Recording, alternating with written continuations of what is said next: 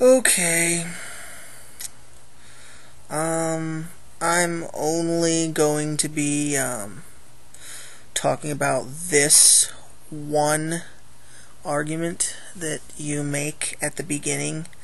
I'm not going to be discussing the other four. I'm going to be talking about this so-called cosmological view, which really isn't the cosmological argument for God that I've heard before. I've usually heard the finely tuned universe argument, but this one is bizarre. First of all, I'm going to be posting a link to Wikipedia's article on begging the question. In fact, I'm going to post it multiple times just to emphasize the point that throughout this entire video you commit that fallacy an unfathomable number of times. But the first thing I really want to say is nobody has ever argued that man put the stars there. So I don't even know what you were talking about there. Nobody said mankind put the stars there. That's an argument that you made up entirely yourself. Maybe I should. Yeah, I think I'll spam a link to the article on straw men also. But this whole so-called cosmological view, cosmology is a very well fleshed out science. We can trace the entire history of the universe back to, I believe, on the order of a couple femtoseconds after the initial event. And you say, oh, well, the sun is just perfectly far away to allow for life to happen. But it's really not just a result of how far away the sun is. And besides, you ignore that there are billions of other planets. I mean, we've recently discovered, we used to think that our solar system was unique and that planets were really only in our solar system, but we found that the phenomenon of planet formation is relatively common. And because of that, we know that there are probably as many, if not more, planets in the universe than there are stars. Most of which are, well, a lot of them are these very large gas giants that orbit very close to their stars in a highly eccentric orbit, and because they're so close, they're definitely incapable of supporting life. But nonetheless, probably the vast majority of these planets are completely incapable of supporting life. So to argue that this universe is perfectly designed, why is there a black hole at the center of our galaxy? Why is 99.99% of space empty? Well, why are the vast majority of planets incapable of supporting life? And if this is the only planet in the universe with life on it, how does that speak design? Why waste this vast amount of empty space to put life on one planet? Now, if there's life on other planets, that also kind of throws a monkey wrench into a literalist interpretation,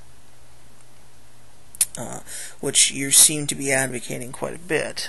Literalist interpretation. I saw one of your other videos about what you thought of evolution, and that was pretty cute. I'm sorry if I'm being a little sarcastic, but this is just really annoying me. But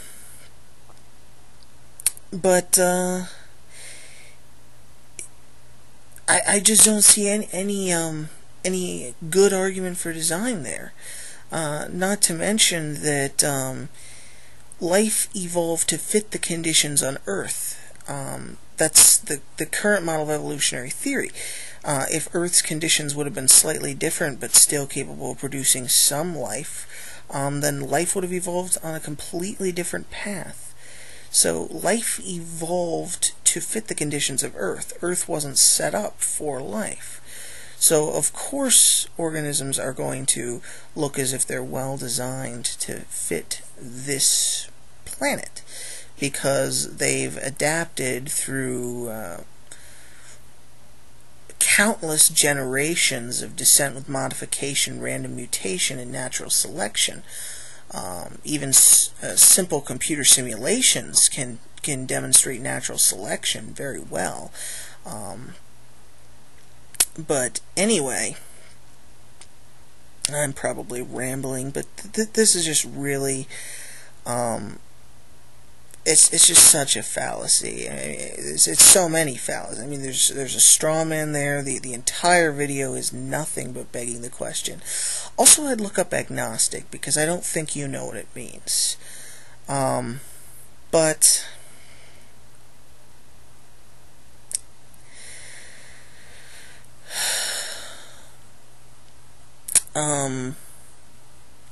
the Earth initially wasn't set up to support life very well. And the initial conditions where life first appeared didn't even have oxygen. It wasn't until, I believe, around 2.2 billion years ago, and keep in mind life showed up I believe the current estimate is about 3.3 billion years ago, we got early life. But that early life was all anaerobic and prokaryotic. They were all chemotrophic. They would break down various chemicals to derive energy. It wasn't until about 2.2 billion years ago that eventually the photosynthetic process came into place, and that's when we finally got an oxygen-rich atmosphere. Before that, no oxygen in the atmosphere. After that, oxygen in the atmosphere. And because oxygen is much more efficient than anaerobic processes, it eventually facilitated the capability for multicellular life to evolve. So you can thank stromatolites for multicellular life. Well, thanks stromatolites and similar organisms.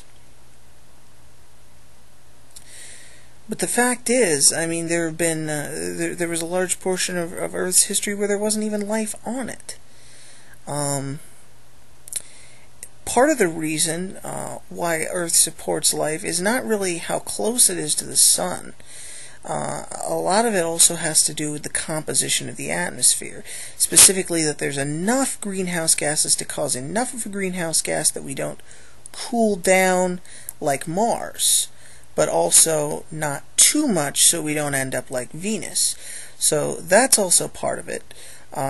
It's also a result of Earth spinning at just the right speed. Well, really not just the right speed. It's just Earth spinning at a specific speed creates a strong enough magnetic field to shield us from higher levels of radiation and cosmic high-energy particles. But had the conditions been slightly different and some sort of self-replicating material came about, I'm sure there'd simply be different organisms. I mean, we know there are extremophiles that can exist in very high radiation, in very high temperatures. So life can exist in a lot different conditions than are on Earth. So life doesn't have to have some finely tuned, perfect setup thing in order for it to work. So, yeah, I probably rambled, but I don't know. I just don't like flawed reasoning.